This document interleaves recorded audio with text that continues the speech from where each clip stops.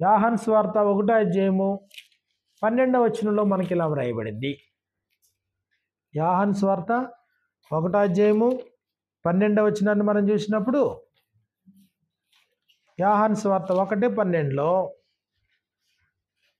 తన్ను ఎందరంగీకరించితిరో వారందరికీ అనగా తన నామమందు విశ్వాసముంచిన వానికి దేవుని పిల్లలగుటకు అంటే దేవుని కుమారులగుటకు ఆయన అధికారం అనుగ్రహించెను.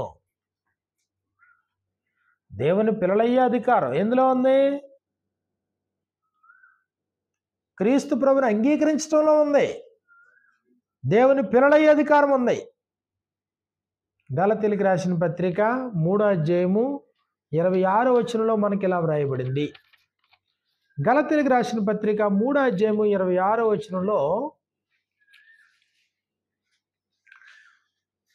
యేసుక్రీస్తునందు మీరందరూ విశ్వాసం వలన దేవుని కుమారులై ఉన్నారు. అక్కడేమో దేవుని కుమారులు, దేవదూత సమానులు, మూడోది వారిక చావనేరరు. అది ఇప్పుడు ఇక్కడ 26 అన్నాడు, యేసుక్రీస్తునందు మీరందరూ విశ్వాసం వల్ల దేవుని కుమారులై ఉన్నారు. క్రీస్తు యేసులోనికి బాప్తిసం పొందిన మీరందరూ క్రీస్తుని ధరించుకొని ఉన్నారు. ఇందులో యూదుడని గ్రీసు దేశస్తుడని లేదు, దాసుడని స్వతంత్రుడని లేదు, పురుషుడని స్త్రీ అని లేదు. యేసుక్రీస్తునందు మీరందరూ ఏకముగా ఉన్నారు. క్రీస్తునందు నువ్వు విశ్వాసం ఉంచితే దేవుని కుమారుడివి. క్రీస్తునందు విశ్వాసం ఉంచడం ద్వారా, క్రీస్తుని పంపిన దేవుని యందు విశ్వాసం ఉంచడం ద్వారా నువ్వు దేవుని కుమారుడు అయ్యే అవకాశం ఉంది. వారిక చావనేరరు అనే స్థితిలోకి వెళ్ళే అవకాశం ఉంది. అంటే నిత్యము బ్రతికే ఉంటాం. దేహాన్ని విడిచిపెట్టినా బ్రతికే ఉంటాం. ఇప్పుడు ఈ పండు నిత్యముగా తిని దినములని దేవదూతల వలె అన్నాడు చూసారు. అక్కడ దేవతల వలె ఉంటారు. అది కాదు అక్కడ. అంటే నిత్యము వారిక చావనేరరు అన్నాడన్నమాట ఇక్కడ. కాబట్టి ఇప్పుడు దేవుని ఎరగడంలో, ఆయన కుమారుడిని క్రీస్తు ప్రభుని ఎరగడంలో నిత్య జీవం ఉంది. దేవుని ఎరగడంలో, దేవుని కుమారుని నామందలి విశ్వాసంలో నీకు రక్షణ ఉంది.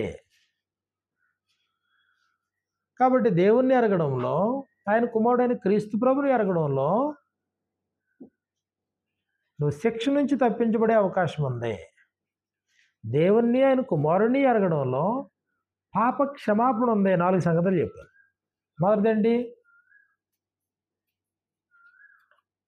మొదటిది దేవుణ్ణి ఆయన కుమారుని ఎరగడంలో ఏముంది? నిత్య జీవం. రెండోది దేవుణ్ణి ఆయన కుమారుడు ఎరగడం. రెండోది ఏముంది? అది 4వ చెప్పనా? రెండోది రక్షణ ఉంది. దేవుణ్ణి ఆయన కుమారుని ఎరగడంలో రక్షణ ఉంది. మూడోది దేవుణ్ణి ఆయన కుమారుని ఎరగడంలో ఏముంది? పాప క్షమాపణ ఉంది. దేవుణ్ణి ఆయన కుమారుని ఎరగడంలో పాప క్షమాపణ. 4వది ఏం చెప్పాను?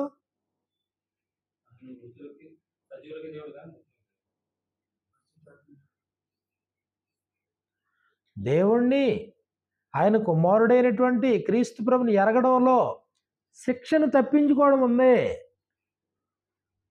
2 తెస్సలోనికీయులకు రాసిన పత్రికలో చదవం కదా, 6వ వచనంలో ఆయన ఎరగని వారికి, స్వార్థకు లోబడిన వారికి ప్రతిదండన తప్పించుకునే అవకాశం ఉంది. అప్పుడు ఎవరైనా అసలు దేవుణ్ణి ఎందుకు తెలుసుకోవాలి అన్నారు అనుకోండి, ఏంటి రీజన్స్ ఏంటి? ఇప్పుడు దేవుణ్ణి ఎందుకు తెలుసుకోవాలి? నిత్య జీవాన్ని పొందడానికి తెలుసుకోవాలి. నిత్యము నేను ఉంటాను. దేహాన్ని విడిచిపెట్టిన తర్వాత కూడా నేను ఉంటాను, కానీ బ్రతికుండాలి. అది అపరాధముల చేత పాపముల చేత చచ్చిపోయామనుకోండి, నిత్య నరకానికి పోతాం. అపరాధముల చేత పాపముల చేత చచ్చిన వాడు మళ్ళీ బ్రతికాడు అనుకోండి, బ్రతుకున్న స్థితిలో వెళ్ళిపోతాడు, నిత్యత్వానికి వెళ్ళిపోతాడు. నిత్యత్వానికి వెళ్ళిపోయేటప్పుడు బ్రతుకున్న స్థితిలో పోతావా, చచ్చిన స్థితిలో పోతావా? బ్రతుకున్న స్థితి అంటే దేవునితో సంబంధం కలిగి ఉండి పోతావా, సంబంధాన్ని తెగ్గొట్టుకుని పోతావా? అది నిత్య జీవాన్ని పొందడం.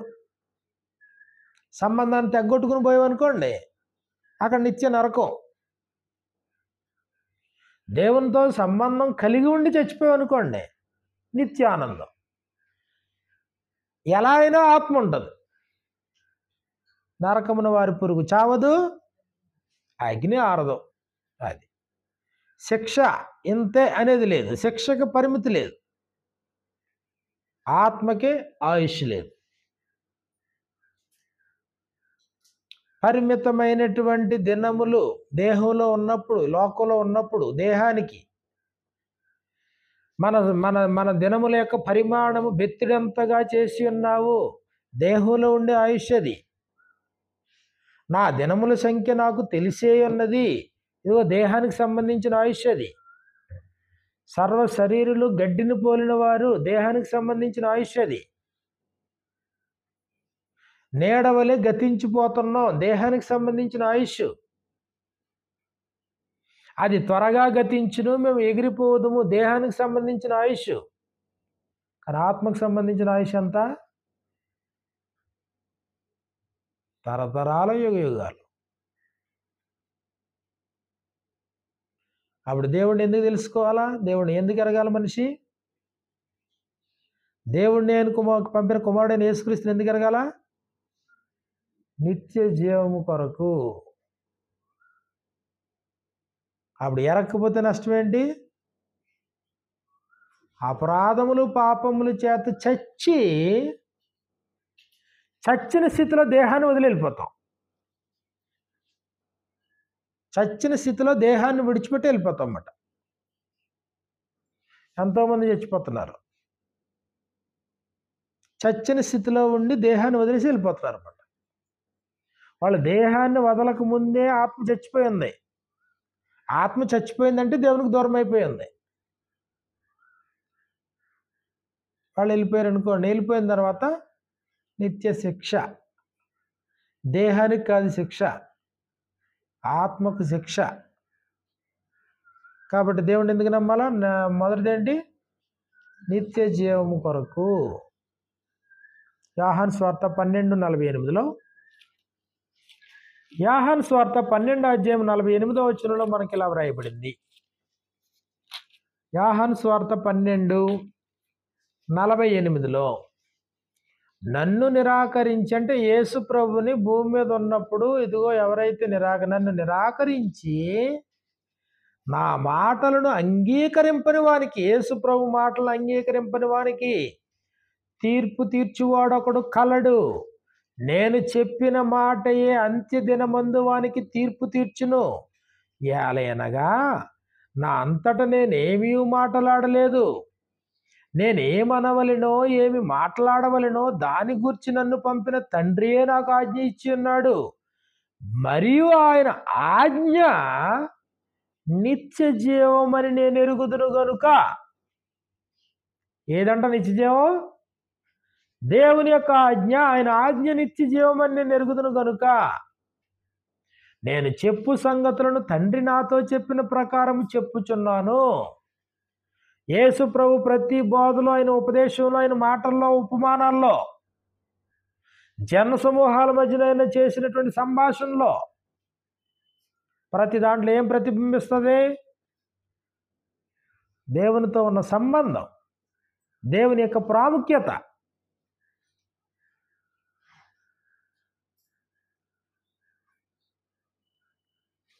కాబట్టి దేవుణ్ణి ఎందుకు తెలుసుకోవాలా? యేసుప్రభుని ఎందుకు తెలుసుకోవాలండి? ఆత్మనే శాశ్వత కాలం ఉండాలా. నిత్యజీవం నేను పొందాలంటే దేవుని తెలుసుకోవాలి. దేవతల వలె దేవుని కుమారులు అయ్యి, తర్వాత మూడో మాట ఏంటి? చావని స్థితిలో. వారికను చావరు. ఆ స్థితిలో మనం బ్రతకాలంటే నిత్య జీవం పొందాలి. నిత్య జీవం పొందాలంటే దేవుడిని యేసు ప్రభుని మనం ఎరగాలి. అప్పుడు దేవుడిని ఎరగాలంటే 2 సంగతులు ఎరగాలి. ఒకటి ఆయన శక్తి, 2 ఆయన యొక్క వ్యక్తిత్వం. దేవుని యొక్క శక్తిని, ఆయన వ్యక్తిత్వాన్ని ఎరగాలి. అప్పుడు దేవుని శక్తిని ఎరగాలంటే లేఖనాలన్నీ ఆయన శక్తిని వివరిస్తున్నాయి. సృష్టింపబడిన వస్తువులను ఆలోచించటం వలన, సృష్టింపబడినటువంటి వస్తువులను ఆలోచిస్తే దేవుని శక్తి అర్థమవుతుంది.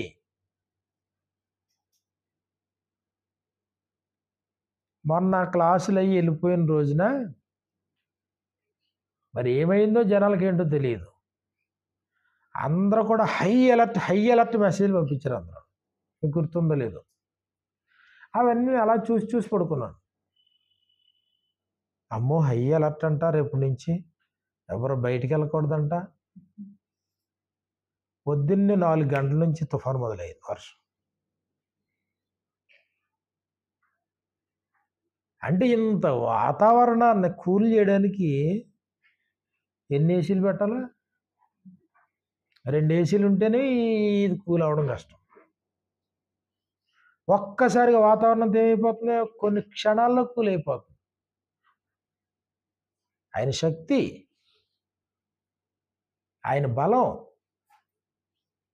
ఆగ్రహ బలం, ఆయన కోపం, ఆయన క్రోధం, ఆయన ఆజ్ఞ నెరవేర్చే తుఫాను, ఒక తీవ్రత, ఒక ఎండైనా, ఒక వర్షమైనా, ఒక గాలైనా, ఇది లేకపోతే ఋతువులైనా, ఫలవంతం లేని ఋతువులైనా, సూర్యుడు ఉదయించే ఎండైనా, వర్షమైనా, ఏదైనా దేవుని యొక్క ఆజ్ఞ నెరవేరుస్తూ ఉన్నాయి. వీటన్నిటిలో ఏముంది, ఏం కనబడుతుంది? శక్తి. 2 దేవుని యొక్క వ్యక్తిత్వం. బైబిల్ గ్రంథం అంతట్లో ఆయన వ్యక్తిత్వం కనబడుతుంది. దేవుడు పరిశుద్ధుడు, ఆయన పరిశుద్ధుడై ఉన్న ప్రకారం మీరును పరిశుద్ధులుగా ఉండండి. మిమ్మల్ని సృజించిన వాడు పరిశుద్ధుడు, మీరు పరిశుద్ధంగా బ్రతకండి. అది సందేశం. ఆయన నీతివంతుడు, సత్యవంతుడు, న్యాయవంతుడు, యథార్థవంతుడు దేవుడు. వ్యక్తిత్వానికి సంబంధించినవన్నీ యేసుప్రభు వారు ప్రార్థన చేశారు. యోహాను సువార్త 17వ అధ్యాయంలో, యోహాను సువార్త 17వ అధ్యాయం 25వ వచనంలో ప్రభువైన యేసు దేవునికి ప్రార్థన చేస్తూ దేవుని ఏమని సంబోధించాడు? ఆయన నీతి స్వరూపుడవగు తండ్రి. అంటే తండ్రి ఎలాంటి వాడు? యేసు ప్రభు యొక్క తండ్రి ఎలాంటి వాడు? నీతి స్వరూపుడు, నీతి యొక్క స్వరూపమైంది. మొదటి యోహాను పత్రిక 4వ అధ్యాయంలో, యోహాను రాసినటువంటి మొదటి పత్రిక 4వ అధ్యాయాన్ని మనం చూస్తే, యోహాను రాసినటువంటి మొదటి పత్రిక 4వ అధ్యాయము 8వ వచనంలో మనకి ఇలా వ్రాయబడింది. యోహాను రాసిన మొదటి పత్రిక 4వ అధ్యాయం 8వ వచనంలో, దేవుడు ప్రేమాస్వరూపి. దేవుడు ఏమైనాడంట? ప్రేమాస్వరూపి. ప్రేమ లేనివాడు ఆయనను, అదిగో ప్రేమ ఉంటేనే ఆయన ఎరగలడు, ప్రేమ లేనివాడు ఆయన ఎరగడు. మూర్ఖుడు దేవుని ఎరగలేడు. ద్వేషించేవాడు మనుషుని దేవుని ఎరగడు. దేవుడు ప్రేమాస్వరూపి. ఆ ప్రేమాస్వరూపు నువ్వు ఎరగాలంటే నీలో ఏముండాలా? ప్రేమ. మరి ఇప్పుడు దేవుడు మనుషుల్ని పుట్టించేటప్పుడు ప్రేమతోనే పుట్టించాడా, ద్వేషంతో పుట్టించాడా? ప్రేమతోనే పుట్టించాడు ఆయన. మనుషులకి ప్రేమ సూటబుల్గా ఉంటుందా, ద్వేషం సూటబుల్గా ఉంటుందా? ప్రేమ. ఏ మనిషి కఠినుడు కాదు, ఏ మనిషి మూర్ఖుడు కాదు. మనకు కొంత ప్రేమను జోడించాడు అన్నమాట. మన నిర్మాణంలోనే ప్రేమ ఉంది. కాబట్టి మనం దేవునికి దగ్గర అవ్వగలం. మన నిర్మాణంలో ప్రేమ ఉంది. లేదండి ఆడు చాలా కఠినుడనండి. ఎవరి గురించి అని చెప్పండి. బిన్ లాడెన్ తీసుకుందామా? ఒకవేళ కఠినుడు అనుకోండి, ఇంకా ప్రపంచాన్ని ద్వేషించిన, అమెరికాని బాగా ద్వేషించిన, ఆయన చేత ప్రేమిపడే వాళ్ళు ఎవరు లేరా? ఎవరు ఉండరా? 12 మంది పిల్లలు. ఎంతమంది ఆయనకి? 12 మంది పిల్లలు కాదు, 12 మంది భార్యలు అనుకుంటా. ఇప్పుడు ప్రేమ లేకుండా భార్యలు ఉంటారా? ప్రేమ లేకుండా పిల్లలు ఉంటారా? అమెరికాని ద్వేషించి అమెరికాను కూలగట్టినంత తోడు ప్రేమ ఉందా? ప్రేమ లేకుండా నరుడు ఉండడు. ఇదెందుకు నీలో ప్రేమను కలిపాడైనా? ప్రేమాస్వరూపి అయినటువంటి దేవుణ్ణి ఎరగాలంటే నీలో ప్రేమ ఉండాలి. ప్రకటన గ్రంథంలో మనం చూసినప్పుడు 6వ అధ్యాయం 10వ వచనంలో, ప్రకటన గ్రంథం 6వ అధ్యాయం 10వ వచనంలో వారు ప్రార్థన చేస్తున్నారు, నాదా సత్యస్వరూపి పరిశుద్ధుడా. దేవుడంట సత్యస్వరూపి, సత్యం యొక్క రూపం దేవుడు, పరిశుద్ధుడు దేవుడు. దేవుడు ఏమై ఉన్నాడో? పరిశుద్ధుడు. ఎఫెసీయులకు రాసిన పత్రిక 2వ అధ్యాయంలో మనం చూసినప్పుడు 4-5 వచనాలు మనకి ఇలా వ్రాయబడ్డాయి.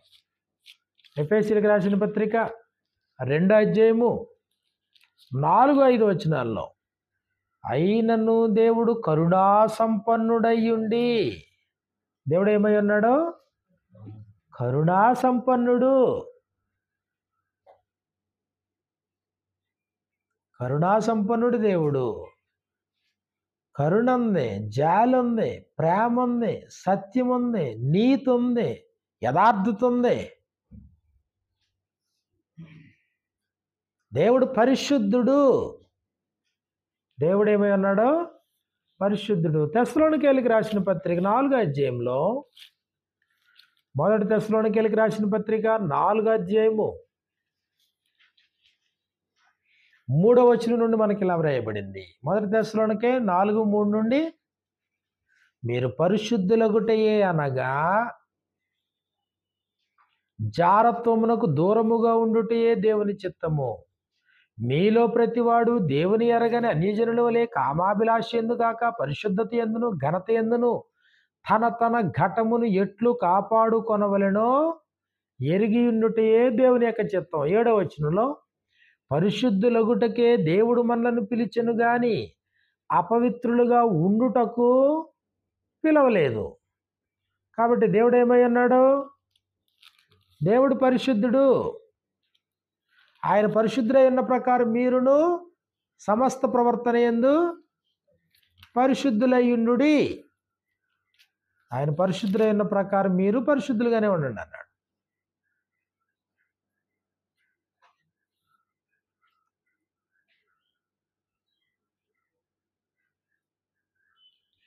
ఎఫెసీ పత్రిక 5వ అధ్యాయంలో మనం చూసినప్పుడు, ఎఫెసీ పత్రిక 5వ అధ్యాయంలో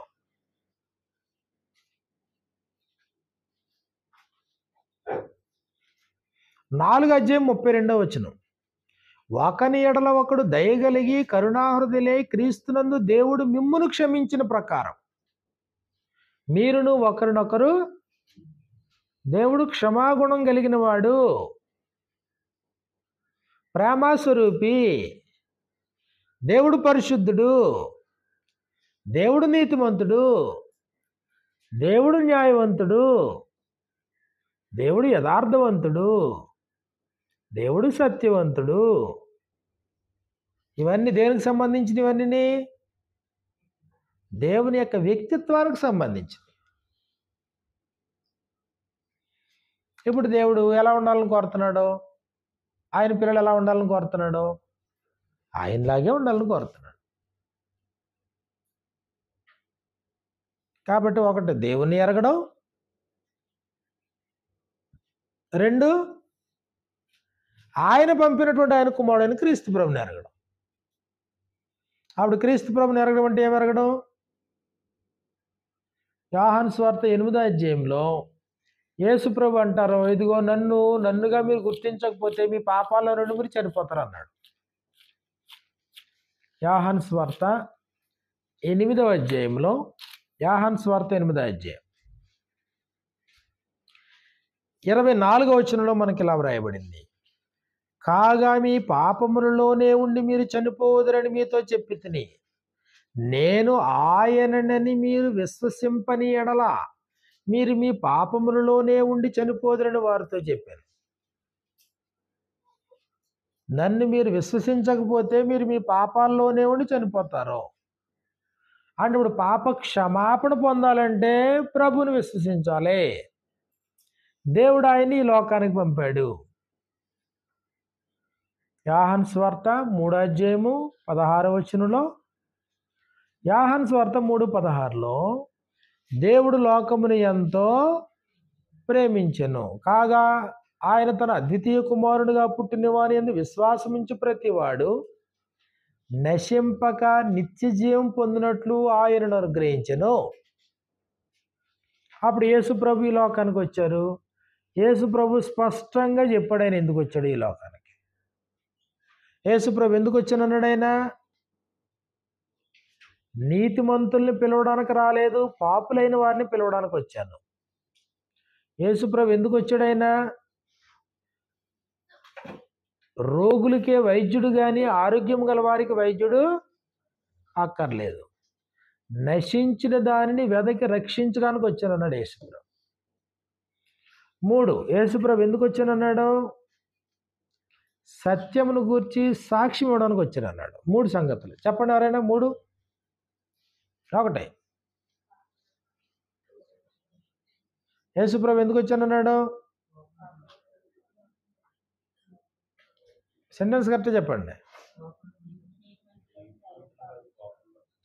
పాపులను రక్షించుటకు యేసుక్రీస్తు ఈ లోకానికి వచ్చాడు. తిమోతికి రాసిన మొదటి పత్రిక 2వ అధ్యాయం 4వ వచనంలో పాపులను రక్షించడానికి యేసుప్రభు ఈ లోకానికి వచ్చాడు. రెండోది, నశించిన దానిని వెదకి రక్షించుటకు మనుష్య కుమారుడు ఈ లోకానికే వచ్చాడు. లోక సువార్త 19వ అధ్యాయము 9-10 వచనాల్లో నశించిన దానిని వెదకి రక్షించుటకు. మూడోది, యేసుప్రభు ఎందుకు వచ్చాడు ఈ లోకానికి? యోహాను సువార్త 18వ అధ్యాయము 35వ వచనం నుండి, ఇదిగో సత్యం అనగా ఏంటి అన్నప్పుడు వాళ్ళు ప్రశ్నించారు. యేసుప్రభు అన్నాడు, సత్య సంబంధమైన ప్రతి వాడు నా ఎద్దుకు వస్తాడు అన్నాడు. అప్పుడు యేసుప్రభు ఏం చెప్పాడు? సత్యమును గూర్చి సాక్ష్యం ఇచ్చుటకు నేను ఈ లోకమునకు వచ్చి ఇందు నిమిత్తమే నేను పుట్టాను. ఇందు నిమిత్తమే నేను పుట్టాను. యేసుప్రభు ఎందుకు వచ్చాడు ఈ లోకానికి? ఎందుకు వచ్చాడు ఆయన ఈ లోకానికి? దేవుణ్ణి పరిచయం చేయడానికి వచ్చాడు ఆయన ఈ లోకానికి. దేవుణ్ణి కనపరచడానికి వచ్చాడు ఈ లోకానికి యేసుప్రభు.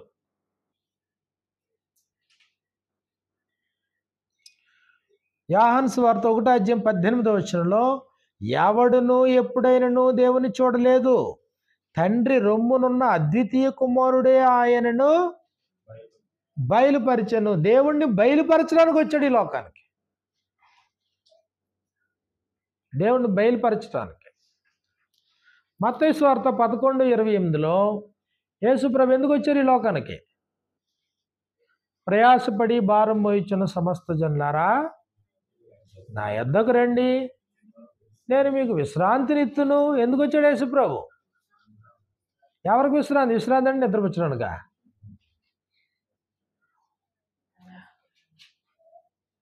ప్రయాసపడి భారం మోసేటువంటి వారికి విశ్రాంతిని ఇవ్వడానికి వచ్చాడు యేసుప్రభు ఈ లోకానికి. తన క్రియలతో దేవుణ్ణి కనపరచడానికి వచ్చాడు ఈ లోకానికి. ఏది సత్యమై ఉందో సత్యాన్ని గురించి సాక్షి ఇవ్వడానికి వచ్చాడు ఈ లోకానికి. కాబట్టి పాపుల్ని పిలవడానికి వచ్చాడు ఈ లోకానికి. నశించిన దాన్ని రక్షించడానికి వచ్చాడు ఆయన ఈ లోకానికి, యేసు ప్రభువారు. మరి వచ్చాడు, ఒకటి ఉపదేశించాడు, రెండు దేవుని యొక్క సందేశాన్ని అందించాడు. ఉపదేశించాడు, సందేశాన్ని అందించాడు. రెండో పని ఏం చేశాడు ఆయన? పాప క్షమాపణ అధికారాన్ని శిష్యులకు అప్పగించాడు, బోధన శిష్యులకు అప్పగించాడు, అంటే సందేశాన్ని శిష్యులకు అప్పగించాడు. మూడోది ప్రాణం పెట్టడానికి వచ్చాడు ఆయన. ఎవరైతే పిలుపుని విని ముందుకు వస్తారో అలాంటి వారందరికీ విమోచన క్రయధనముగా తన ప్రాణాన్ని ఇవ్వడానికి వచ్చాడు యేసుప్రభు. ప్రాణాన్ని ఇచ్చాడా? ప్రాణాన్ని ఇచ్చాడు. అప్పుడు యేసుప్రభు భూమి మీద నా పని అంతా చేశాను అన్నాడు. యోహాను సువార్త 17వ అధ్యాయంలో, యోహాను సువార్త 17వ అధ్యాయము 4వ వచనంలో మనకి ఇలా వ్రాయబడింది. యోహాను సువార్త 17:4లో, చేయుటకు నీవు నాకు ఇచ్చిన పని నేను సంపూర్ణముగా నెరవేర్చి నిన్ను మహిమపరచితిని. అంటే భూమి మీదకి యేసుప్రభు వారు వచ్చిన పర్పస్ ఫుల్ఫిల్ అయినట్టే కదా, ఆయన పని కంప్లీట్గా చేసినట్టే కదా. చేయుటకు నీవు నాకు, దేవుడు యేసుక్రీస్తుకి ఇచ్చిన పని అంతటా సంపూర్ణముగా నెరవేర్చాడంట ఆయన భూమి మీద. సంపూర్ణంగా నెరవేర్చాడంటే యేసుప్రభు ఏం చేశాడు? ఆయన ఇదిగో భూమి మీదకి వచ్చాడు, దేవుని యొద్ద నుండి వచ్చాడు, బోధన వారికి అప్పగించాడు, పాప క్షమాపణ అధికారాన్ని వాళ్ళకి అప్పచెప్పాడు. మూడోది విమోచన క్రయధనముగా తను తాను బలిగా అర్పణగా అర్పించుకోవడానికి నీ లోకానికి వచ్చాడు. తను తాను అర్పించుకున్నాడు, మృత్యుంజయుడే తిరిగి లేచాడు, ఆరోహణమే వెళ్ళిపోయాడు. ఇప్పుడు దేవుణ్ణి, యేసుక్రీస్తుని ఎరుగుటే నిత్యజీవం. దేవుడు ఏమై ఉన్నాడో అది ఎరగాల. రెండు, యేసుక్రీస్తు ఏమై ఉన్నాడో అది నువ్వు ఎరగాలి. అప్పుడు యేసుప్రభు చెప్పాడు, నమ్మి బాప్తిసం పొందువాడు రక్షించబడుతున్నాడు, నమ్మని వానికి శిక్ష విధించబడును. ఏమి నమ్మాలా? దేవుని గూర్చి. రెండు, యేసుక్రీస్తుని గూర్చి నమ్మి. అప్పుడు రెండోది ఏం చేయాలా? బాప్తిసం పొందువాడు. నమ్మి ప్లస్ బాప్తిసం ఈక్వల్ టు రక్షణ, రక్షించబడుతున్నాడు. నమ్మని వానికి శిక్ష విధించబడును. అప్పుడు ఒకటే, నువ్వు దేవుని నమ్ముతున్నావా? దేవుని చేత పంపని యేసుక్రీస్తు వారిని నమ్ముతున్నావా? దేవునితో నీకు సంబంధం ఉందని నమ్ముతున్నావా? ఆయన పంపిన ఆయన కుమారుడైన క్రీస్తు ప్రభుతో నీకు సంబంధం ఉందని నమ్ముతున్నావా? అది కనెక్షన్ అర్థమైందా? దేవునికి యేసు ప్రభుకి నీకు మధ్యలో ఉన్న కనెక్షన్ నీకు అర్థమైందా?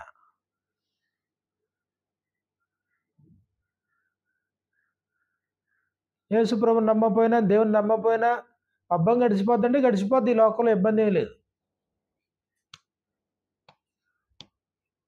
నువ్వు దేవుని కుమారుడే అవకాశం ఉండదు, రక్షించబడే అవకాశం ఉండదు, పాప క్షమాపణ పొందే అవకాశం ఉండదు, నీతిమంతుడిగా తీర్చబడే అవకాశం ఉండదు, పరిశుద్ధపరచబడే అవకాశం ఉండదు. ఇందాక 3 మాటలు, మంచి మాటలు కదా అయ్యి. ఏంటి 3? మొదటి మాట ఏంటి? దేవదూత సమానులు, అది ఏంజల్స్ ఆఫ్ గాడ్. రెండోది ఏంటి? దేవుని కుమారులు భూమి మీద. మూడోది ఏంటి? వారిక చావనేరరు.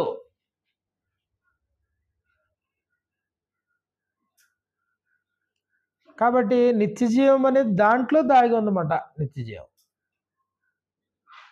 అప్పుడు ఎవరికి బాప్తీసం అవసరం లేదు? దేవుణ్ణి నమ్మనోళ్ళకి బాప్తీసం అవసరం లేదు, యేసు ప్రభువుని నమ్మనోళ్ళకి బాప్తీసం అవసరం లేదు. ఇప్పుడు నువ్వు దేవుడిని నమ్మినా యేసుప్రభుని నమ్మినా నీకేం అర్థం అవుతుంది?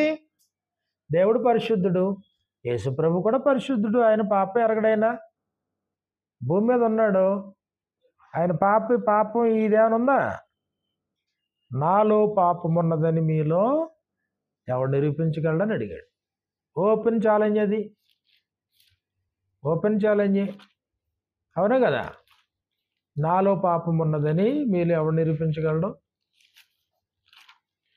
అపోస్తుల కార్యాలు 10వ అధ్యాయాన్ని మనం చూసినప్పుడు, అపోస్తుల కార్యాలు 10వ అధ్యాయం 34 నుండి అన్యుల దగ్గర పేతురు వాక్యం చెప్తున్నప్పుడు, పేతురు అన్య సమాజం దగ్గర మొట్టమొదటి సువార్త ప్రసంగం ఇది. 34 వచ్చిన దేవుడు పక్షపాతి కాడని నిజముగా గ్రహించి, గాడ్ హ్యాజ్ నో పార్షియాలిటీ. దేవునికి వాళ్ళ ఏ భేదం లేదు. అందరిని సృష్టించింది ఆయనే. ఈ దేశం ఆ దేశం అనేది లేదు. సృష్టికర్త ఆయనే, దేశాలుగా విభజించింది ఆయనే, జనాంగాలు పుట్టించింది ఆయనే. కాబట్టి దేవుని దగ్గర జాతీయత పనికి వస్తుందా? దేవుని దగ్గర జాతీయత పనికి రాదు. We are Indians, we are Americans, we are Pakistanis అని ఈ పనికిరావు ఆయన దగ్గర. దేవుని దగ్గర పక్షపాతం లేదు అని నిజముగా గ్రహించున్నాము.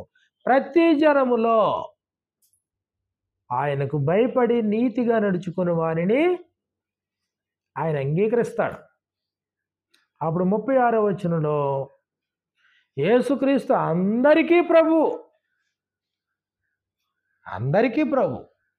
ఆయన ద్వారా దేవుడు సమాధానకరమైన సువార్తను ప్రకటించి, ఇదిగో దేవుడు తన సందేశాన్ని ప్రకటించి, ఏ సందేశం వంటిది? సమాధానకరమైన సువార్త. తండ్రి బిడ్డలో వేర్వేరైపోతే దేవుణ్ణి ప్రజల్ని మళ్ళీ కలిపే సువార్త అంటిది సమాధానకరమైన సువార్త. సువార్త ఉద్దేశమే సమాధానపరచటం. తండ్రికి దూరం అయిపోయిన వాళ్ళు మళ్ళీ తిరిగి తండ్రికి కలపడం. సమాధానకరమైన సువార్తను ప్రకటించి, ఇదిగో ఆయన మీకు గలిలయ మొదలుకొని ఈ ఉదయ ప్రసిద్ధిగాంచిన ప్రాంతాలన్నింటిలో కూడా ఆయన ప్రకటించాడు. ఆ నజరేయుడైన యేసుని మీరు ఎరుగుదురు. ఆయన మీ మధ్యన ఎలా బ్రతికాడో మీకు తెలుసు. యోహాను సువార్త 8వ అధ్యాయంలో, యోహాను సువార్త 8వ అధ్యాయాన్ని మనం చూసినప్పుడు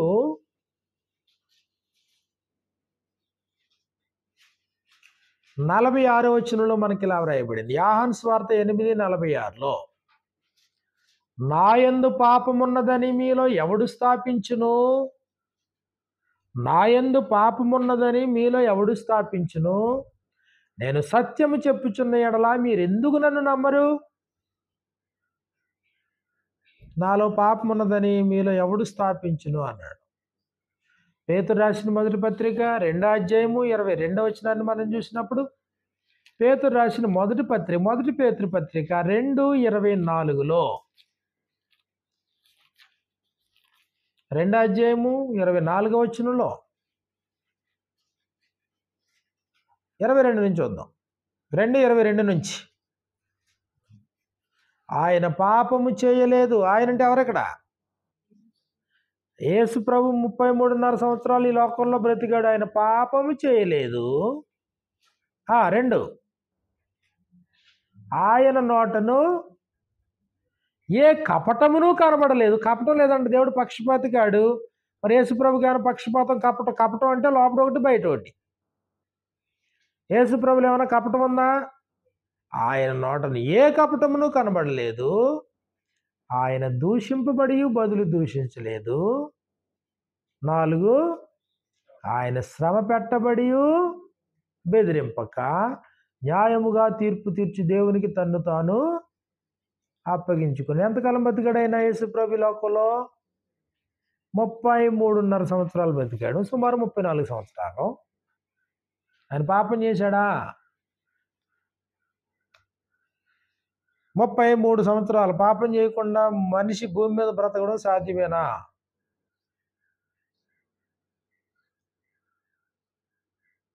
అంటే ఇప్పుడు పాపం అంటే ఏంటి అనేది రావాలన్నమాట. ఇప్పుడు పాపం అంటే ఏంటి? పాపం అంటే ఏంటో తెలియకుండా తెలిస్తే 33 సంవత్సరాలు పాపం లేకుండా ఉన్నాడు ఆయన అన్నాడు. అప్పుడు అనొచ్చా 33 ఏళ్లే కదండి పాపం చేయకుండా బతికేవచ్చు. మరి పాపం అంటే ఏంటప్పుడు? ఆజ్ఞను అతిక్రమించుట పాపము. సృష్టికర్తను ఎరగకపోవట పాపము. సకల దుర్నీతి పాపము. మేలైనది ఏంటో తెలుసుండి చెయ్యలేకపోవడం పాపము. విశ్వాసము కానిది పాపము. మరి ఇప్పుడు యేసుప్రభు ఉన్నాడు,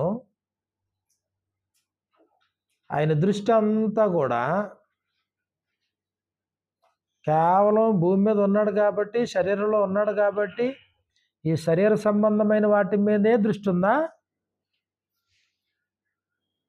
లోకాసువార్త 2:52లో యేసు జ్ఞానమందును వైశ్యందును దేవుని దయందును మనుషుల దయందును దినదినము వర్ధిల్లుచుండెను. దినదినము వర్ధిల్లు. 12వ ఏట, 12వ సంవత్సరం అంటే ఇక్కడ ఎవరున్నారు? ఇక్కడ అందరూ అబోవ్ 12 జీ అన్న తప్ప. ఆయన 12వ ఏట. 12వ ఏట అంటే ఎన్నో సంవత్సరం? రండి 12 మరి చెప్పే. ఈ అమ్మాయి 12 అంట. ఇప్పుడు 12వ ఏట నీ దృష్టి అంతా దేని మీద ఉంటుంది? ఇంకో 4 రోజుల్లో హాస్టల్కి పోవాలా, అక్కడ ఎలా పాటలు పడాలో, లేకపోతే అమ్మ మీద బెంగో, నాన్న మీద బెంగో, లేకపోతే మామిడికాయల మీద బెంగో, ఏడు ఉంటాయి కదా మొత్తం మీద. 12వ సంవత్సరం దేని మీద ఉంటుంది సాధారణంగా మైండ్? ఇప్పుడు షైనీ లాంటి బాయ్ ఉన్నాడు అనుకోండి, దేని మీద ఉంటుంది మైండ్ అంతానే? చదువు మీద. 12వ సంవత్సరం అంటే ఎవరైనా అంతే కదండి. 12వ సంవత్సరంలో దేవుని మీద ఉంటుంది. ఉంటే ఏదో మోకాళ్ళు ఏంటో మోకాళ్ళు వేస్తారు, ప్రార్థన అంటే వస్తారు, అంతవరకు ఉంటుంది అంతే. మరి యేసు ప్రభు 12వ ఏట యెరూషలేంకి వెళ్ళాడా? పండగ చేసుకోవడానికి వెళ్ళాడా? ఆయన పండగలో ఉన్నాడా లేకపోతే ఎక్కడ కూర్చున్నాడు ఆయన? చూడండి ఒకసారి తీయండి. యేసు ప్రభు వారు 12వ ఏట ఎక్కడ వెళ్ళాడు? ఆయన బోధకుల మధ్యలో కూర్చున్నాడు. ఆయన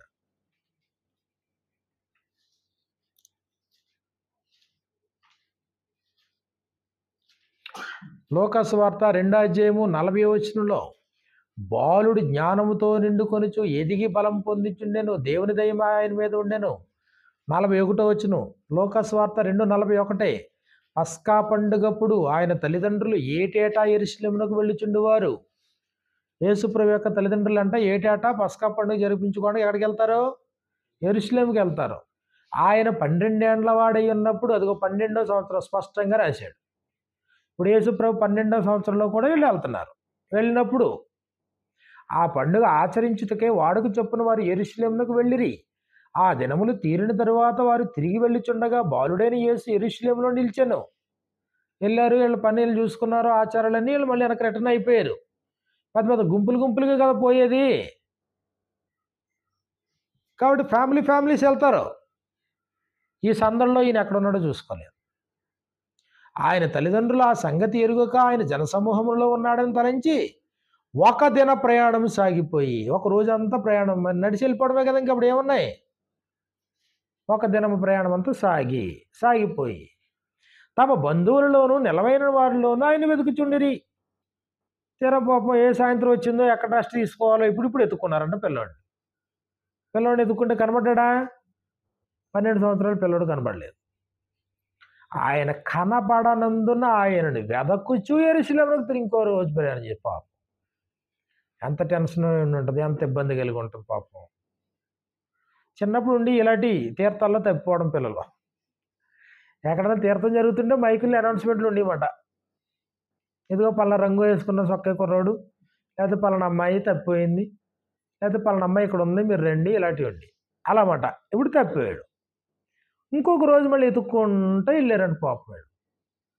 వెళ్ళిన తర్వాత 3 దినములైన తరువాత ఆయన దేవాలయంలో బోధకుల మధ్య కూర్చుండి, నీ వయసు ఎంత? నువ్వు కూర్చున్నది ఎవరి మధ్యన? ఇప్పుడు 33 సంవత్సరాలు బతికినోడు నాలో పాపం ఉందని మీలో ఎవరు నిరూపించగలడు అన్నాడంటే, ఆయన అబద్ధమాడాడు, వ్యభిచారం చేశాడు అనొద్దు. చేయలేదని సరిపెట్టేసుకోవద్దు ఆయన. సృష్టికర్తను మర్చిపోయాడా? సృష్టికర్త ధ్యాసను విడిచిపెట్టాడా? ఈరోజు 33 సంవత్సరాల్లో వ్యభిచారం చేయకుండా, దొంగతనం చేయకుండా బతికే వచ్చి మనుషులు పెద్ద విషయం కాదు అది. కానీ మరి అదే సమయంలో దేవునికి అంత ప్రాముఖ్యత ఇచ్చే మనుషులు ఉన్నారా? 12వ ఏట ఆయన యెరూషలేములో ఎవరి మధ్యలో కూర్చున్నాడు ఈయన?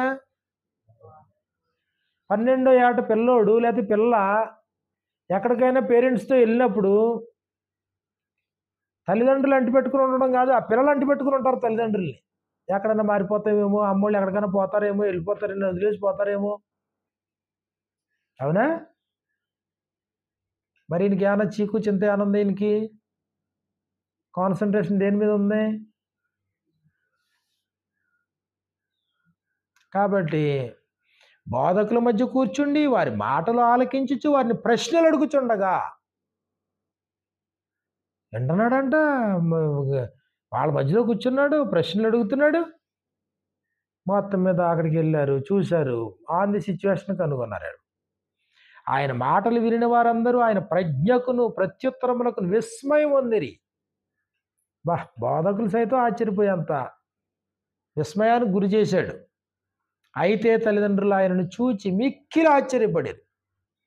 ఆయన తల్లి, కుమారుడా, మమ్మల్ని ఎందుకు ఇలా చేశావు? ఇదిగో నీ తండ్రియు నేను దుఃఖపడుచు నిన్ను వెతుకుచుంటమని ఆయనతో చెప్పగా, తండ్రి నేను ఎంతో దుఃఖంతో ఉన్నాం, ఏడుస్తున్నాం, ఎందుకు ఇలా చేసావు, మమ్మల్ని ఎలా ఎందుకు చేసావు అంటే, ఆయన మీరెలా నన్ను వెతుకుచుంటిరి? నేను నా తండ్రి పనుల మీద ఉండవలని మీరు ఎరుగరా? నా తండ్రి పనుల మీద ఉండాలి మీకు తెలియదా? మరి ఇప్పుడు మరియమ్మ ఇంటికి వెళ్ళిపోయినప్పుడు యేసుప్రభు అన్నదేంటి? మరియా ఉత్తమమైన దానిని ఏం చేయాలో చేస్తుంది మరియా. అవసరమైంది ఒక్కటే. కాబట్టి వీళ్ళేమో ఇదిగో బంధాలో, బంధుత్వాలో, లేకపోతే అమ్మ, నాన్న, అక్క, చెల్లి, తమ్ముడు, అన్నయ్య ఈ వీటిల్లో ఉంటే యేసుప్రభు దానికి భిన్నమా కదా? దేనికి దగ్గర అవ్వాలో దానికి దగ్గర అవ్వకుండా ఏది అబద్ధమో దానికి దగ్గర అవుతుంటే మనుషులది పాపం కదా అది. యేసుప్రభు బోధనలో ఈ ఖండితమైన ఇది ఉంటుందా లేదా?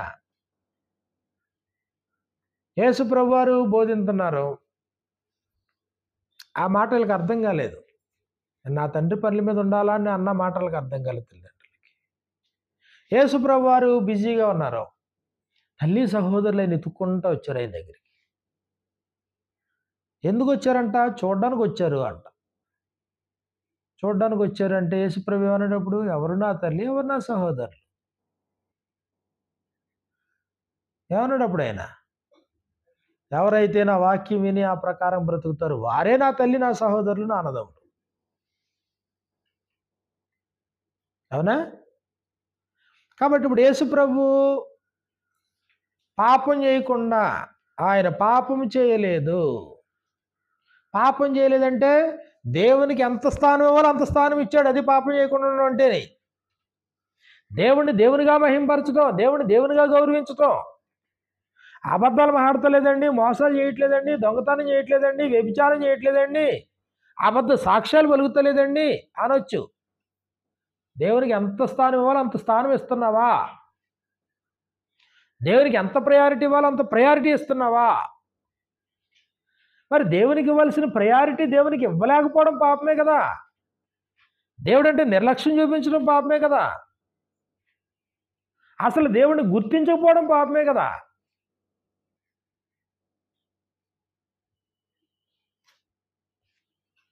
కాబట్టి యేసుప్రభు పాపం చేశాడా?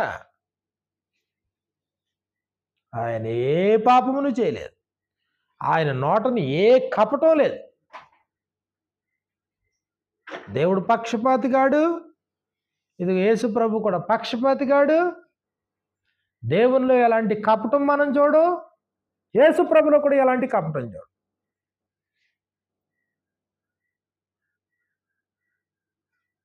దేవుడు సార్వభౌముడు, అందరికీ దేవుడైనా.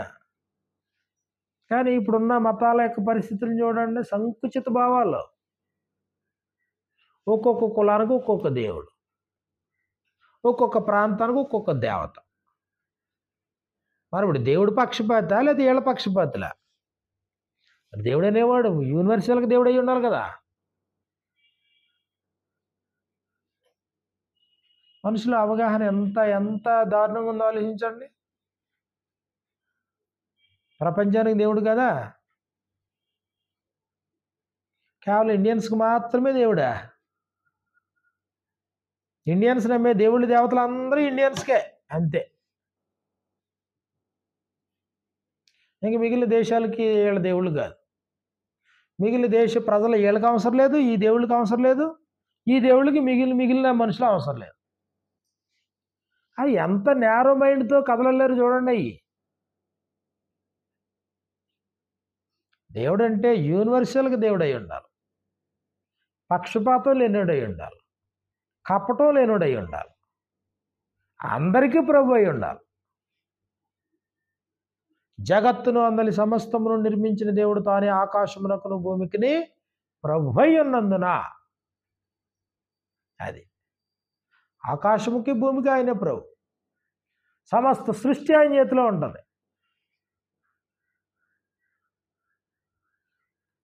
కాబట్టి యేసు ప్రభులో పాపం ఉందా? యోహాను రాసినటువంటి మొదటి యోహాను పత్రిక 3వ అధ్యాయము 5వ వచనంలో, మొదటి యోహాను పత్రిక 3వ అధ్యాయం 5వ వచనంలో, పాపము చేయి ప్రతి వాడు ఆజ్ఞను అతిక్రమించును, ఆజ్ఞను అతిక్రమించుటయే పాపము, ఆజ్ఞను అతిక్రమించటమే పాపము. యేసుప్రభు ఆజ్ఞను అతిక్రమించాడా? ఇదిగో నీ దేవునికి మొదటి స్థానం ఇవ్వాలి యూదుల యొక్క ఆచార ప్రకారం, అతిక్రమించాడా? నేను తప్ప వేరొక దేవుడు నీకు ఉండొకటి, పైన ఆకాశం ఉంది కానీ భూమి కింద ఉండే నేల ఎందే కానీ ఉండి దేని రూపమునైనను సాగిల పడకుండా నమస్కరించకూడదు. ప్రయారిటీ ఎవరికి ఇవ్వాలా? దేవునికి మొదటి ప్రయారిటీ. యేసుప్రభు ఇచ్చాడా? ఇచ్చాడు. నీ తల్లిని తండ్రిని సన్మానించు. యేసుప్రభు సన్మానించాడా? తల్లిదండ్రులు సన్మానించాడా? సన్మానించాడు. తల్లిదండ్రులకు లోబడి ఉన్నాడు, తల్లిదండ్రులకు లోబడి ఉన్నాడు. లోబడి ఉండడం మాత్రమే కాదు, తల్లిదండ్రుల విషయంలో బాధ్యత కలిగి ఉన్నాడా యేసుప్రభు? బాధ్యత కూడా కలిగి ఉన్నాడు యేసు. చిన్నప్పుడు తల్లిదండ్రులకు లోబడి ఉండాలా? నువ్వు పెద్దవాడు అయినప్పుడు తల్లిదండ్రుల పట్ల ప్రత్యుపకారం చేయాలా? రెండు, తల్లిదండ్రుల పట్ల నీకు బాధ్యత ఉండాల. కానీ ఇప్పుడు పరిస్థితి ఎలా వచ్చిందంటే, తల్లిదండ్రుల కంటే ముందే యేసు ప్రభు మరణించే పరిస్థితి వచ్చింది. అంటే జనరల్గా ముందు పెద్దోళ్ళు చనిపోతే తర్వాత పిల్లలు చనిపోతారు కదా. కానీ ఇప్పుడు పరిస్థితి ఎలా వచ్చింది యేసు ప్రభు విషయంలో? ముందే ఆయనకి మరణం. తల్లి, మరి ఇప్పుడు తల్లి బాధ్యత ఎవరు స్వీకరించాలి? ఇప్పుడు కుమారుడు స్వీకరించాలా. కానీ కుమారుడే మరణించబోతున్నాడు. ఆయన సిలువలో ఉన్న తర్వాత, సిలువ మీద ఉన్నప్పుడు కూడా ఆయన దేని గురించి ఆలోచించాడు? ఆయన దేవుని యొక్క ఆజ్ఞలను గైకొనడం విషయంలోనే ఆయన ఆలోచించాడు. ఆయన కిందేమో తల్లి ఉంది, తల్లిని చూశాడు. అయ్యో పాపం, తల్లి నేను బాధ్యత తీసుకోవాలి కదా, చిన్నప్పుడు నన్ను పెంచింది కదా, ఆ తల్లిని తల్లి నాకు బాధ్యురాలు కదా, ఇప్పుడు నేను బాధ్యత నేనే కదా స్వీకరించాలా. కానీ ఇప్పుడు నేను వెళ్ళిపోతున్నాను, మరి ఇప్పుడు ఆ తల్లిని ఎవరు పట్టించుకుంటారు? వెంటనే ఆయన ప్రేమించినటువంటి సహోదరుని చూశాడంట. చూసి ఏమన్నాడు? ఇదిగో నీ తల్లి. తల్లిని చూపించాడు. అమ్మా, ఇదిగో నీ కుమారుడు, నేటి నుండి బాధ్యతను స్వీకరించు. కాబట్టి ధర్మశాస్త్రంలో చెప్పబడిన ప్రతి ఆజ్ఞను యేసుప్రభు గైకొన్నాడు, ధిక్కరించలేదు ఎక్కడని. కాబట్టి ఇది విశ్రాంతి దినాన్ని పరిశుద్ధంగా ఆచరించు. ఆయన ఎక్కడుంటే అక్కడ సమాజ మందిరంలోకి వెళ్ళిపోయాడు, అనుసరించాడు. నీ పొరుగు వాని దగ్గర దేన్ని ఆశించదు, ఏం ఆశించలేదు. అంటే యేసుప్రభు పాపం చేయలేదు, ఆయన నోటిని ఏ కపటం లేదు. ఇది ఇప్పుడు దేవుడు పరిశుద్ధుడు, యేసుప్రభు పరిశుద్ధుడు. ఇప్పుడు ఆయనతో సంబంధం కలిగి దేవుని పిల్లలుగా బ్రతకాలనుకుంటే ఇప్పుడు మనం కూడా ఎలా ఉండాలా? పరిశుద్ధులుగా ఉండాలా. ఇది నమ్మడం. పరిశుద్ధంగా ఉండడానికి పిలుస్తున్నాడు, పరిశుద్ధులు అవ్వడానికి పిలుస్తున్నాడు, పరిశుద్ధులుగా జీవితాన్ని కొనసాగించడానికి పిలుస్తున్నాడు, దేవుని పిల్లల్లా భూమి మీద బ్రతకడానికి పిలుస్తున్నాడు.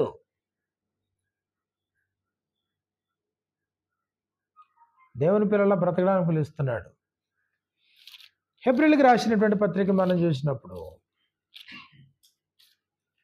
హెబ్రీయులకు రాసినటువంటి పత్రిక 4వ అధ్యాయంలో, హెబ్రీయులకు రాసిన పత్రిక 4వ అధ్యాయం 15వ వచనంలో మనకి ఇలా వ్రాయబడింది. హెబ్రీ 4:15, మన ప్రధాన యాజకుడు మన బలహీనతలు యందు మనతో సహానుభావము లేనివాడు కాడు గాని సమస్త విషయములోనూ మన వలనే శోధింపబడినను. సమస్త విషయాల్లో మనకి ఎలాంటి శోధనలు, నరుడికి ఎలాంటి శోధనలు అయితే కలుగుతాయో అలాంటి శోధనలే ఆయనకి కలిగినాయి.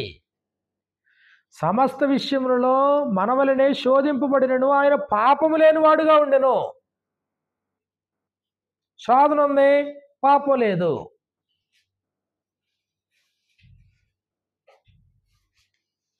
శోధన ఉంది, పాపం లేదు. కాబట్టి ఒక వ్యక్తి దేవుణ్ణి, ఆయన కుమారుడైన క్రీస్తు ప్రభుని ఎరగడం నిత్యజీవం మొదటిది. రెండోది ఏం చెప్పుకున్నాం? 5 స్టేట్మెంట్లు కదా. ఒకటే, దేవుణ్ణి ఆయన కుమారుడైన క్రీస్తు ప్రభుని ఎరగడం నిత్యజీవం. రెండోది ఏంటి? దేవుణ్ణి ఆయన కుమారుడిని ఎరగడంలో రక్షణ. నమ్మి బాప్తిసం పొందినవాడు రక్షించబడుతున్నాడు. నమ్మి బాప్తిసం పొందినవాడు రక్షించబడుతున్నాడు, రక్షణ కలుగుతుంది దానివల్ల నీకు. అపోస్తుల కార్యాలు 8వ అధ్యాయాన్ని మనం చూసినప్పుడు, అపోస్తుల కార్యాలు 8వ అధ్యాయంలో ఫిలిప్ వెళ్ళి అక్కడ వాక్యం చెప్తున్నాడు. అపోస్తుల కార్యాలు 8వ అధ్యాయము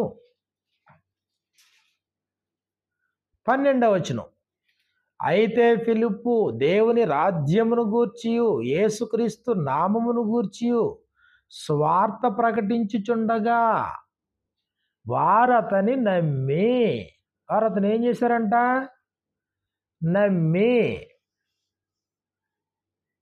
తర్వాత పురుషులను స్త్రీలను బాప్తిసం పొందిరి. ఆయన ఏం ప్రకటించాడు? ఆయన దేవుని రాజ్యమును గూర్చియు యేసుక్రీస్తు నామమును గూర్చియు స్వార్థ ప్రకటించుచుండగా నమ్మి ప్లస్ బాప్తిస్మము ఈక్వల్ టు రక్షణ. 13వ వచనంలో, అప్పుడు సీమోను కూడా నమ్మి ప్లస్ బాప్తిస్మం పొంది. నమ్మి బాప్తిసం పొందితే రక్షించబడుతున్నావు. రక్షించబడుతున్నావు. నశించిపోయేవాడికి రక్షణ. నశించిపోయేటువంటి వాడు తాము రక్షించబడాల. నశించిపోయేవాడు రక్షించబడాలి. ప్రమాదకరమైన స్థితిలో ఉన్నవాడు క్షేమకరమైన స్థితిలోకి రావాలి. దేవునితో సహవాసాన్ని తెంపుకున్నటువంటి వాడు తిరిగి సహవాసంలోకి రావాలి. రక్షణ సువార్త అన్నందింది. రక్షించబడుటకు అంటే మనుషులు ఏమవుతున్నారు? నశించిపోయారు. నశించిపోయింది ఏంటి? నశించిపోయింది ఆత్మ, నశించిపోయింది వ్యక్తిత్వం, నశించిపోయింది గుణం, నశించిపోయింది స్వభావం, నశించిపోయింది నీ బుద్ధి, నశించిపోయింది నీ ఆలోచనలు, నీ తలంపులు, నీ ఉద్దేశాలు, నీ క్రియలు నశించిపోయాయి. అందరూ వంకరగా ఆలోచించేవాళ్ళే, కరెక్ట్గా ఆలోచించేవాళ్ళు లేరు. అందరూ అబద్ధాన్ని నమ్మేవాళ్ళే, యథార్థాన్ని నమ్మేవాళ్ళు లేరు. అందరూ ప్రకృతిని ప్రేమించి కంటికి కనబడగానే ప్రేమించేవాళ్లే, కనపడని అదృశ్యుడు దేవుడిని ప్రేమించేవాళ్ళు లేరు. అప్పుడు మనుషులు అందరూ ఎలా పోతున్నారు? అపసవ్య దశలో పోతున్నారు, దూసుకుపోతున్నారు, నశించిపోయిన స్థితిలో. ఇప్పుడేం నమ్మాలి? ఇప్పుడు దేవుణ్ణి నమ్మాలి, అదృశ్యుడైన దేవుణ్ణి నమ్మాలి, ఆయన సంకల్పాన్ని నమ్మాలి.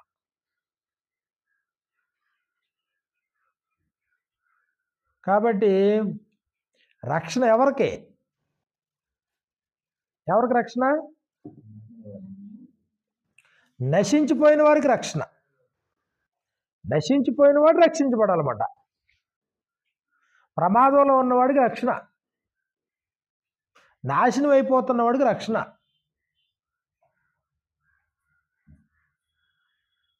గోదావరి నది ఉంది, గోదావరి నదిలో ఎవడన్నా పడిపోయి కొట్టుకుపోతున్నాడు. రక్షణ, రక్షించండి బాబు, రక్షించండి బాబు, కాపాడండి కాపాడండి, అది రక్షించండి కాపాడండి. కాపాడకపోతే ఏమవుతాడు?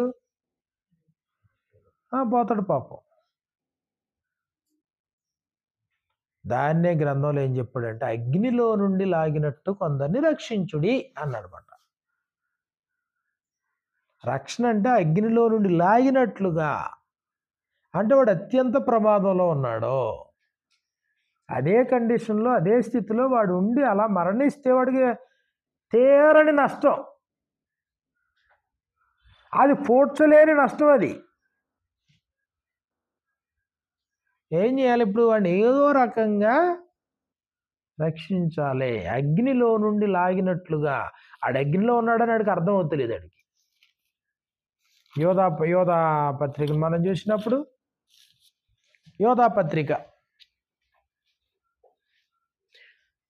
1వ అధ్యాయం 22వ వచనం మనకి ఇలా వ్రాయబడింది.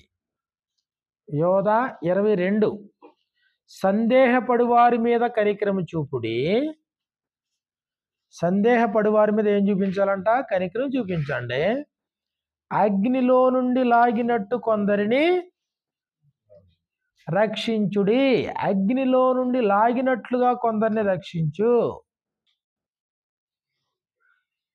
అగ్నిలో ఉన్నాడు, కాలిపోతున్నాడు, వాడికి అర్థం కావట్లేదు. వాడికి అర్థం అవుతుందా? వాడికి అర్థం కావట్లేదు. వాడికి ఎందుకు అర్థం కావట్లేదు అగ్నిలో ఉన్నట్టుగాని? వాడికి దేవుని గురించిన పరిశీలన లేదు. దేవుని గురించిన పరిశీలన ఎప్పుడైతే లేదో తన కండిషన్ కూడా తనకు తెలియదు, చలనం లేదు, వాత వేయబడిన స్థితిలో ఉన్నాడు, ఏం తెలియట్లేదు, మత్తులో ఉన్నాడు, మగతలో ఉన్నాడు. కానీ రక్షించబడిన వాడికి మాత్రమే అర్థమవుతుంది వాడు ప్రమాదంలో ఉన్నాడు. వాడు ఆ స్థితిని కొనసాగిస్తాడు, కరెక్ట్ కాదు. వాడు ప్రమాదంలో ఉన్నాడు, ఏ క్షణమైనా చచ్చిపోవచ్చు, ఏ క్షణమైనా దేవునికి దూరం అయిపోవచ్చు. వాడు కాపుదల లేదు, వాడికి భద్రత లేదు, వాడి జీవితానికి క్షమాపణ లేదు, లేకపోతే వాడు పశుప్రాయుడు అయిపోతున్నాడు, వివేచన కోల్పోయాడు. ఇది పరిస్థితి. అగ్నిలో నుండి లాగినట్లుగా మీరు కొందరిని రక్షించండి. మనుషులు ఏమనుకుంటారా? బాగానే ఉన్నాం కదా, బాగానే తింటున్నాం, రోజులుగా బాగానే గడుస్తున్నాయి, లేకపోతే బాగా చదువుకుంటున్నాం, మార్కులు వస్తున్నాయి, ఉద్యోగాలు చేసుకుంటాం, పెళ్ళిళ్ళు చేసుకుంటాం, పిల్లల్ని అంటాం, ఇల్లు కట్టుకున్నాం, బంగారం కూడా పోగేసుకున్నాం, మనుషులు బాగున్నాం కదా అని ఇవన్నీ హేతువులు చేసుకుంటున్నారు. మన వాళ్ళు ఎక్కడున్నారు? వాళ్ళు అగ్నిలో ఉన్నారు. అగ్నిలో ఉంటే ఎంత ప్రమాదం అది. అగ్నిలో నుండి లాగినట్లుగా కొందరిని రక్షించుడి అన్నాడు ఆయన. కాబట్టి దేవుని నమ్మడం, యేసుప్రభుని నమ్మడం రక్షణకు మూలం. రక్షించబడ్డానికి, నశించిపోయిన వాడు కాపాడబడ్డానికే. నశించిపోయిన వాడు కాపాడబడ్డానికి. రోమపత్రిక 8వ అధ్యాయంలో మనం చూసినప్పుడు, రోమపత్రిక 8వ అధ్యాయంలో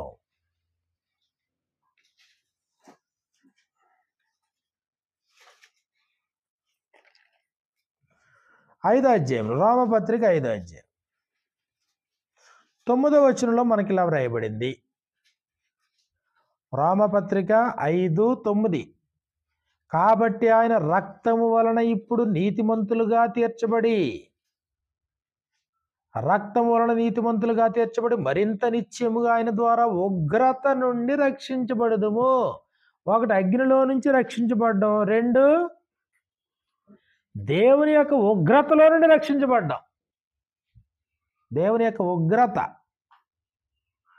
అంటే దేవుని యొక్క కోపాగ్ని. ఎవరి మీద కోపాగ్ని, ఉగ్రత? రోమపత్రిక 1:18. రోమ 1:18. ఆయన ఉగ్రత, కోపాగ్ని ఎవరి మీద? దుర్నీతి చేత సత్యమును అడ్డగించు మనుష్యుల యొక్క సమస్త భక్తిహీనత మీద ఆయన కోపాగ్ని, ఉగ్రత. దుర్నీతి మీద ఆయన ఉగ్రత. భక్తిహీనత అంటే ఏంటి? మళ్ళీ భక్తిహీనత అంటే ఏంటి? మళ్ళీ దేవుని ధ్యాస లేకపోవడమే, దేవుని ఆలోచన లేకపోవడమే, ఆయన తలంపులు లేకపోవడమే, దేవునితో సంబంధం లేకపోవడమే. చక్కగా తెల్లవారు నిద్రపోయి పొద్దున్న లేచి ఏదో వండుకుని తిని మళ్ళీ అక్కడో చోట పనికి పోయి, స్కూల్కి పోయి మళ్ళీ వచ్చి మళ్ళీ ఇంకో కోట తిని కాసేపు పడుకుని మళ్ళీ లేచి ఈ రొటేషన్లో, ఈ ప్రోగ్రామింగ్లో, ఈ టైమింగ్స్లో, ఈ డైరీలో, దినచర్యలో ఎక్కడా కూడా దేవుడనే ఆలోచనలు కానీ, దేవుని గురించినటువంటి ఆలోచన కానీ, పరిశీలన కానీ, ఇది భక్తి లేకపోవడం. భక్తిహీనత, భక్తి లేకపోవట, రక్తహీనత అన్నాం అనుకోండి. రక్తం లేకపోవడం భక్తిహీనత, మనుషుల్లో భక్తి లేకపోవడం,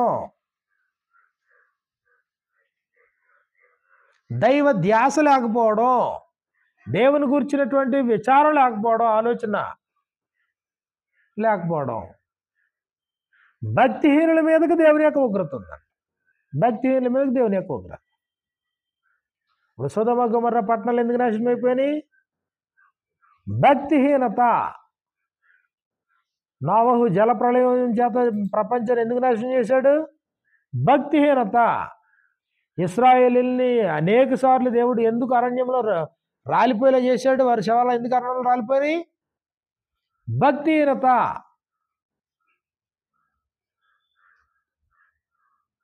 కాబట్టి ఉగ్రత నుండి రక్షించబడ్డం మనిషి.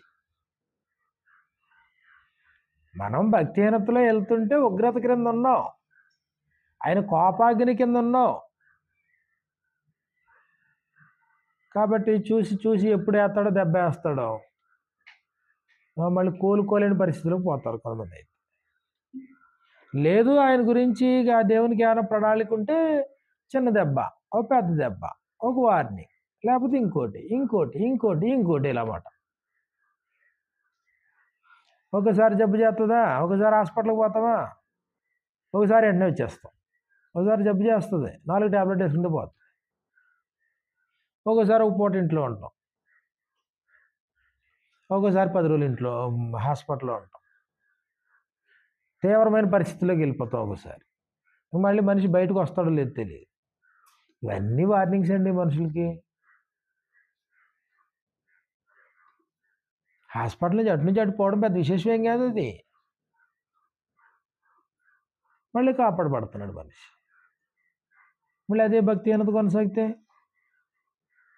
మళ్ళీ అదే పాత పరిస్థితి కొనసాగితే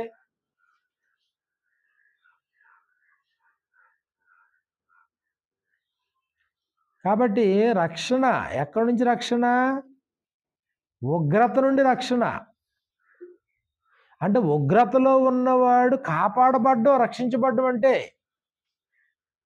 9వ వచనంలో అన్నాడు ఇక్కడ, రోమపత్రిక 5వ అధ్యాయము 9వ వచనం, కాబట్టి ఆయన రక్తము వలన ఇప్పుడు నీతిమంతులుగా తీర్చబడి మరింత నిశ్చయముగా ఆయన ద్వారా ఉగ్రత నుండి రక్షించబడదుము.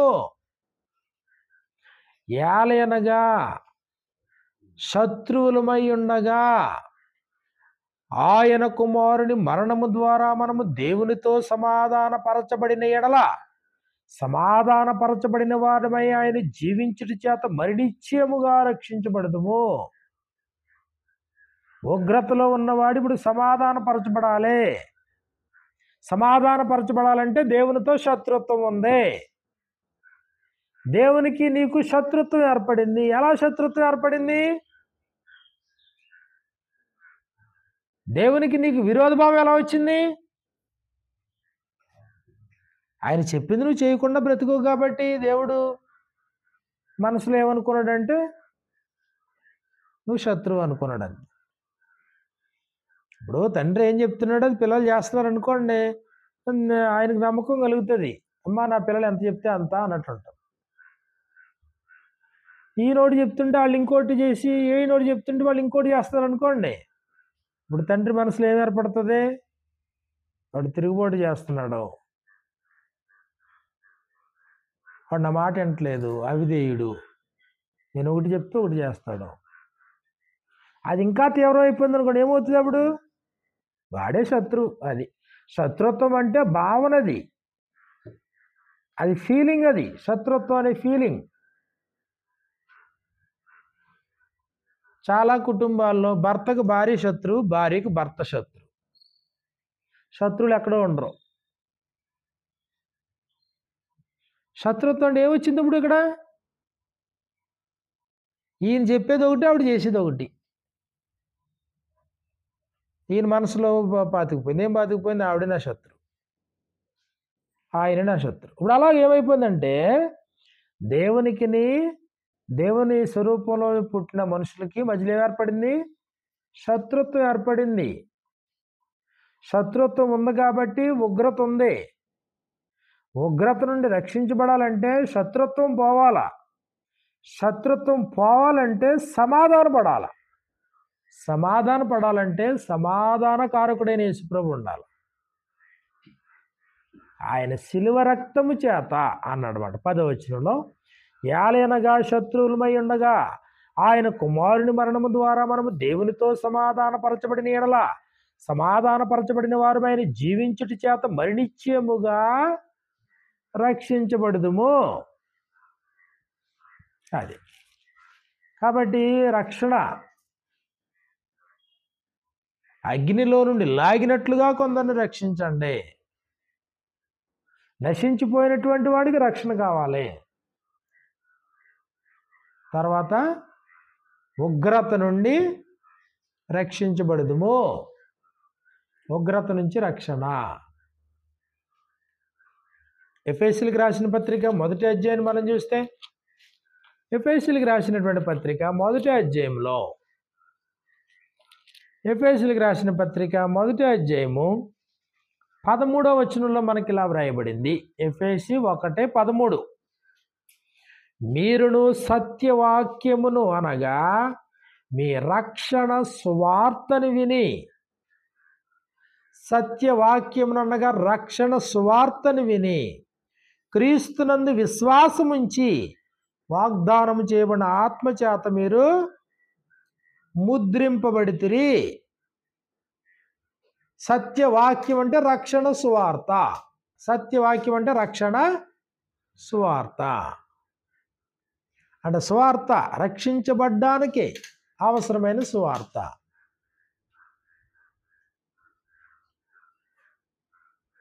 కాబట్టి దేవుని సంకల్పం, దేవుని యొక్క ఏర్పాటు,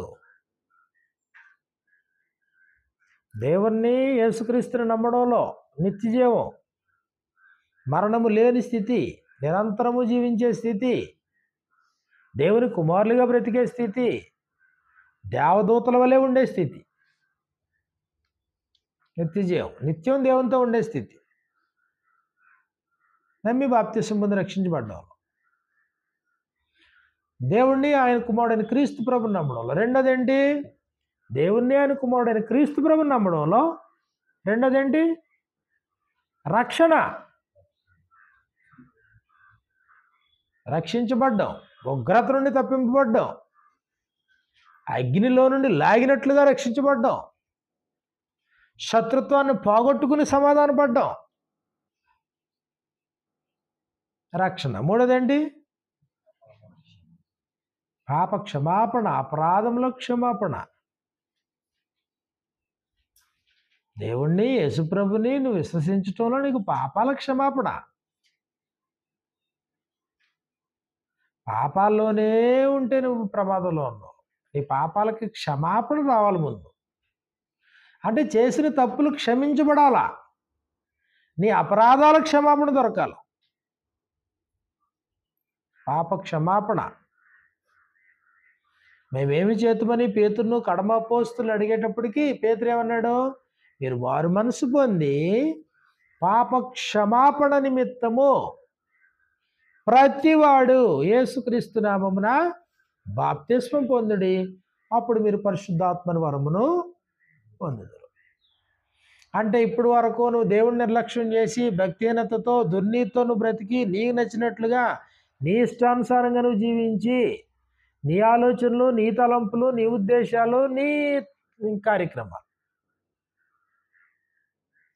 అంటే ఒక ప్రాపర్గా లైఫ్ లేదు, ప్రాపర్ ప్రిన్సిపల్స్ లేవు. అడ్డదిడ్డంగా దేని మీద మైండ్ నెట్టాలో దాని మీద మైండ్ పెట్టకుండా నీకు నచ్చినట్టుగా బ్రతికేస్తావు. ఇంకా చెప్పాలంటే భూ సంబంధమైన వాటి మీద మనసు పెట్టి బ్రతుకు. ఇదిగో ఇప్పుడు ఈ పాపాలన్నీ ఆయన మైండ్లో నీకు దేవునికి మధ్యలో పాపాలు ఏమైనా అడ్డంగా ఏర్పడ్డాయి. కాబట్టి ఆయన నిన్ను స్వీకరించలేకపోతున్నాడు, నువ్వు ఆయన దగ్గరికి వెళ్ళలేకపోతున్నావు. ఆయన నిన్ను స్వీకరించాలంటే, నీ కుమారుని చేసుకోవాలంటే మధ్యలో ఏం అడ్డంగా ఉన్నాయి? పాపాలు అడ్డంగా ఉన్నాయి. ఈ పాపాల యొక్క అడ్డంకి తొలగిపోవాలి. అది పాప క్షమాపణ. మధ్యాహ్నం నుంచి మనం నేర్చుకున్నాం. అందరికీ వందనాలు. ఏమైనా అర్థమైందా? కొద్దిగా అర్థమైందా?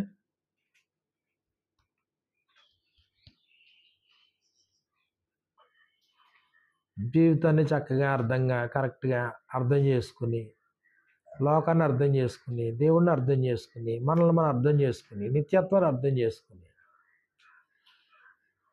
యథార్థంలో బ్రతకడం అంతే. దేవునిలో బ్రతకడం అంటేనే వాస్తవంలో బ్రతకడం, అబద్ధంలో బ్రతకడం కాదు, వాస్తవంలో బ్రతకడం అన్నమాట. ఏది వాస్తవమో దాన్ని గ్రహించి అందులో బ్రతకడం అంతే. దేవుణ్ణి నమ్ముకోవడం అంటే నాకు అంతకుమించి చేయలేదు. ఏది అబద్ధమో తెలియాలా, ఏదో కరెక్టో తెలియాలి, ఫార్ములాస్ అన్నీ కరెక్ట్గా తెలియాలి. దేవునికి, మనకి, యేసు ప్రభుకి, మనకి, లోకానికి, నీకు నీ దేహానికి సంబంధం. ఈ లోకంలో ఉండే జీవితానికి, లోకాన్ని విడిచిపెట్టిన తర్వాత ఉండే జీవితానికి ఇది స్పష్టంగా గ్రహించడం.